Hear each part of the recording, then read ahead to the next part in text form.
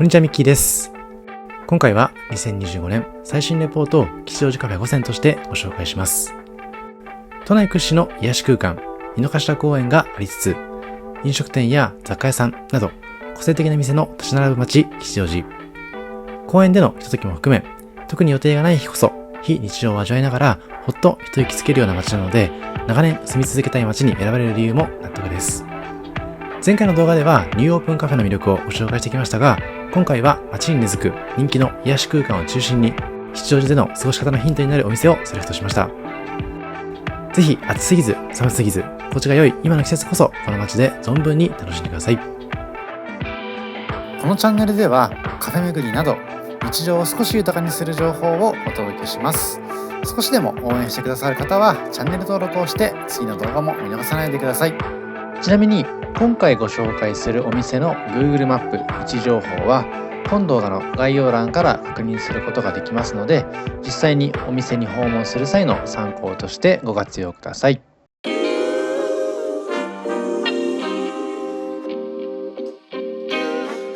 Sometimes you gotta pray for a victory. まずはじめにご紹介しますのはリュモンコーヒースタンド。2011年にオープンした2階建てのコーヒースタンド。吉祥寺駅から徒歩7分。街の喧騒も薄れる末広通りに位置していまして、静かな時間を過ごしたい方にぴったりのカフェです。冒頭で映していました通り、三角屋根を半分にカットしたかのような斜めの屋根が特徴的な建物が目印。1階はカウンター席で、2階はソファーのあるゆったりとした席になっています。白を基調としたインテリアが吉祥寺の明るい日差しを受けて、とても柔らかな雰囲気を醸し出します。加えて店内の至るところにアートが飾られており、流れる音楽含めこだわりを感じる空間が広がっています。バリスタも務めます店長さんは、飲食店でのキャリアを積む最中、たまたま飲んだコーヒーがよくわからないけれども今まで飲んだことがない味と知ったことをきっかけに、様々な有名店のコーヒーを飲み歩くようになりました。そんな多くのコーヒーを飲んでいく中で、高品質で新鮮なコーヒーには初心者でもわかるほどユニークな味わいがあることを知って、奥深さに目覚めこのお店をオープンしています。そんな店長さんはとても丁寧な接客と人柄もとても印象的です。さて、こちらで提供されるコーヒーはそういったこだわりが詰まった、どれも産地にこだわったシングルオリジン。ハンドドリップだけではなくてエスプレッソ系も充実しています。弾力のあるミルクが特徴のカフェラテやフラットホワイト、アイスにエスプレッソをかけたアフォガードまで本格的なコーヒーが評価されて、食べログ100名店2021、2022と2年連続で受賞をしています。メニューの中で印象的なのはヤブラテやクマラテなどの個性的なラテアート。気になる方はそちらも注文してみてほしいです。さて、この日いただきましたのはモーニングセット。オープンから11時まで限定で注文することができますので、少し朝早く起きて吉祥寺に訪れることができる方に関しましては、モーニングで訪れてみてほしいです。私もいろんなモーニング行ってますけど、こちらのお店ではコーヒーもしくはカフェラテを選ぶことができて、カフェラテにも追加料金がかかりません。ラテアートもしっかりしていますし、先ほど申し上げた通りコーヒーもとても美味しいので、ぜひお試しください。そんなモーニングについてきます厚切りトーストにはきび砂糖のシロップもついています。このきび砂糖の甘みとバターの程よい塩味が合わさって絶品になっていますので、ぜひこちらも注目ください。またご覧のようなバナナパウンドケーキを中心とした様々な焼き菓子も美味しかったです。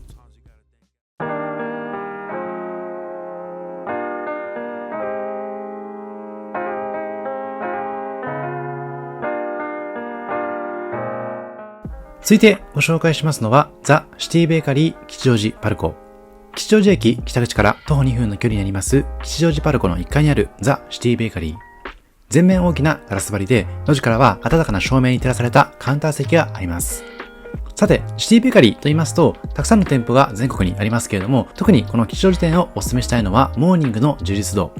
シティベーカリーと言いつつも、モーニングが全てのお店で提供されているわけではないのと、仮に提供されていたとしても、あまり種類が多くないことが多いです。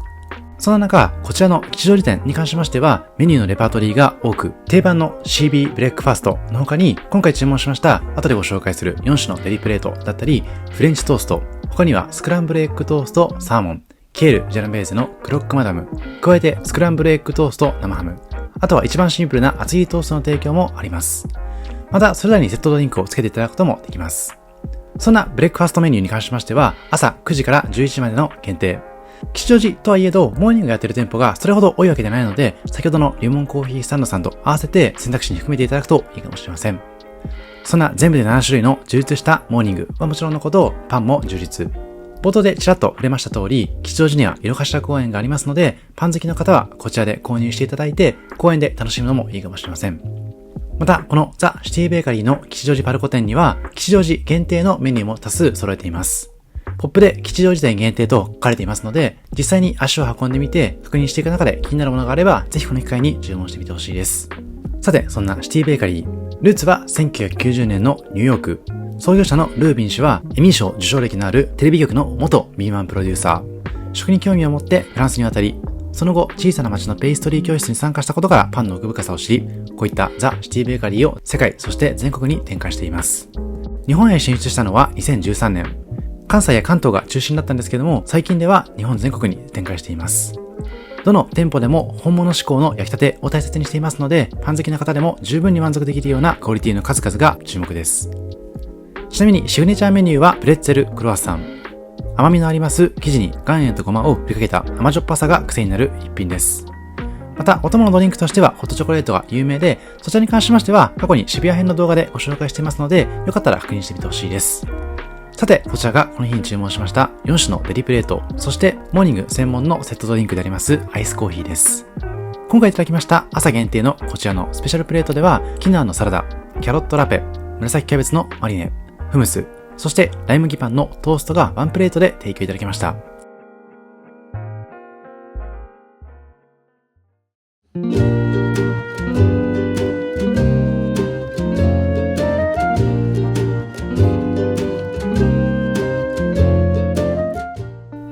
続いては、茅島さんのご紹介。1975年に創業した老舗喫茶店茅島。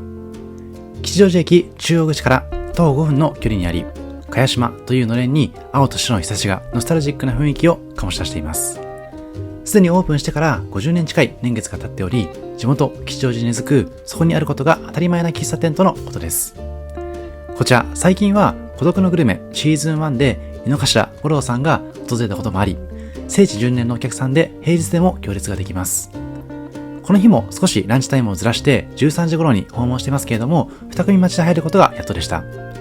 ただ、その後14時頃になりますとご覧のように空席も出始めていたので、そのあたりの時間が穴場になるのかもしれません。内装は昭和のスナックのような革張りのソファーにシンプルなテーブル席が数択、どこか懐かしい雰囲気に包まれています。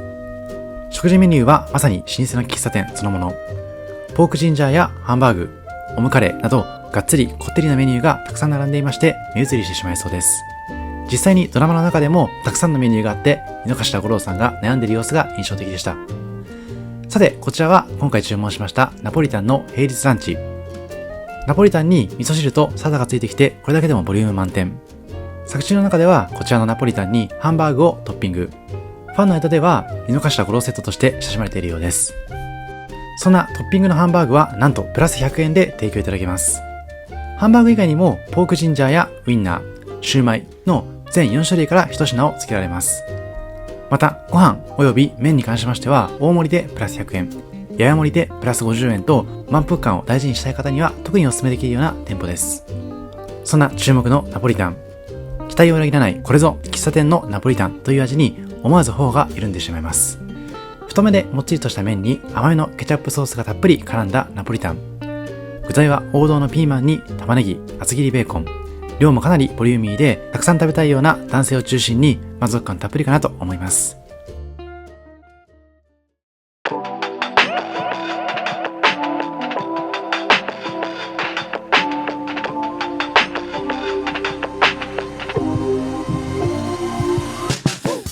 続いてご紹介しますのはオーバーコーヒーハブ。先ほどまでは吉祥寺に根付くお店をご紹介してきましたけれども、こちらは吉祥寺に新しい雰囲気を持ち込んでくれるような空間です。2025年3月1日にオープンしたばかりのカフェ。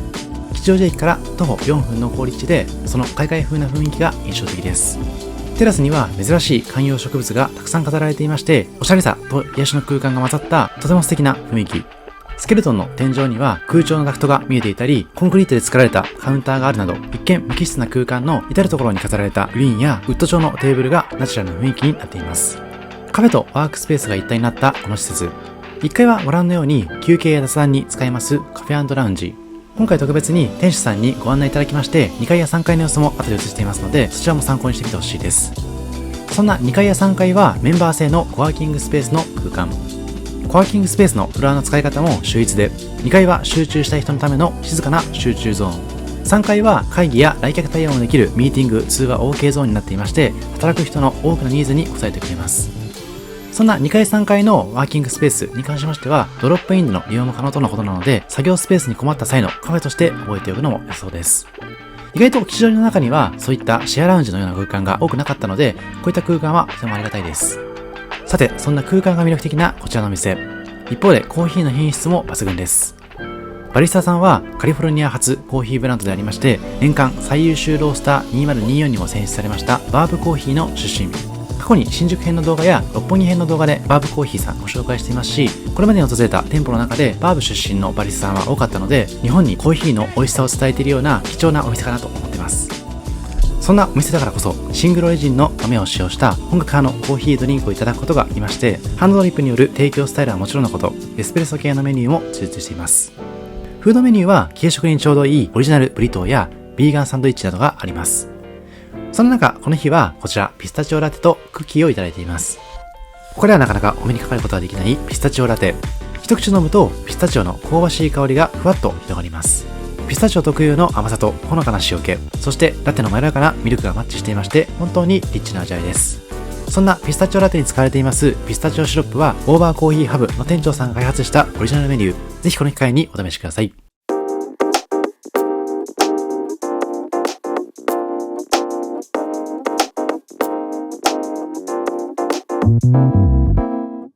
さて、最後にご紹介しますのは&カフェ堺。2022年3月に京王キラリナ内にオープンしたコーヒースタンドです。駅ビル直結なので少しの待ち時間に気軽に利用できるのが魅力です。高い天井が開放的なオープンスペース内にあります&カフェ堺。明るい木目とグレーのタイルの外観、そしてお店の外に飾られたグリーンがとてもナチュラルな優しい雰囲気のカフェです。優しい色味で統一された店内にはおしゃれなインテリアも溶け込んでいますので、ぜひそういったところも注目してみてください。吉祥寺の街を見下ろせる窓際のカウンター席は一人で集中したい時間にも寄り添ってくれる空間。あまり席自体の間隔は広いわけではないんですけれども、駅ビル直結という立地の都合をこの日も複数のサラリーマンの方がいたように感じます。代表の鈴木さんは三鷹市や武蔵野市で3店舗のライフスタイルカフェを運営し、一生生きていけるを実感できる暮らしをコンセプトにしています。こちら&カフェ堺は武蔵境で人気のカフェ堺の姉妹店。野菜が持つ本来の美味しさをふんだんに堪能できますサンドイッチプレートやスーププレート、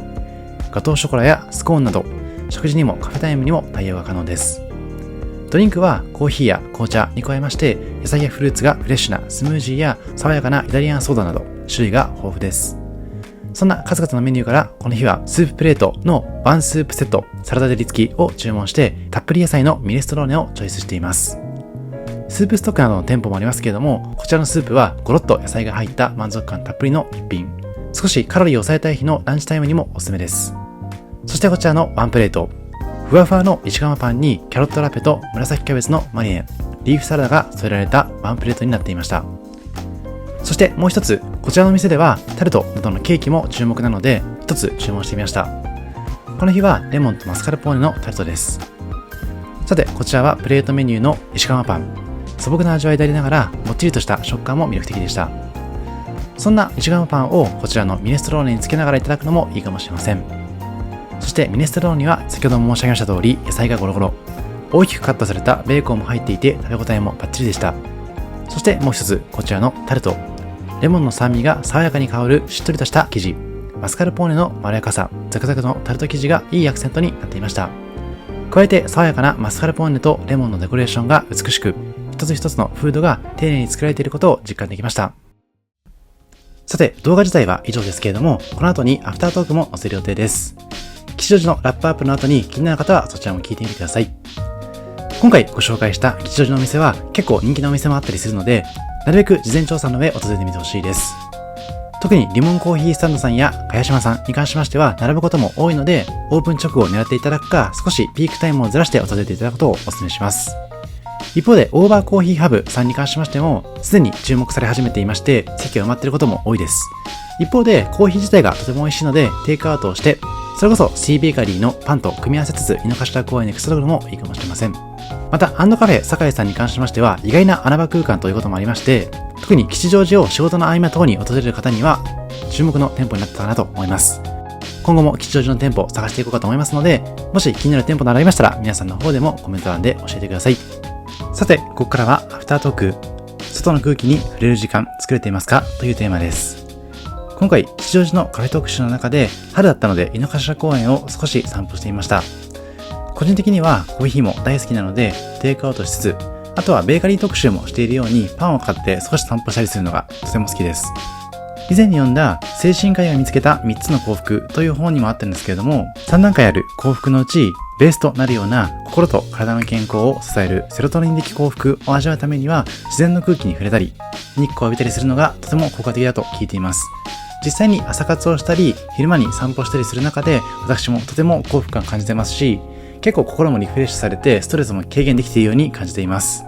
一方で家の中でも結構完結してしまう今だからこそ、こういった時間は意図的に作っていかなきゃいけないんだなとも感じています。もし皆さんそれぞれの中で外の空気に触れられるような時間の作り方などありましたら、ぜひコメント欄の方で教えてほしいですし、例えばおすすめの公園とかおすすめの散歩スポットあれば、そちらもコメントで教えてほしいです。以上、ミッキーでした。ありがとうございました。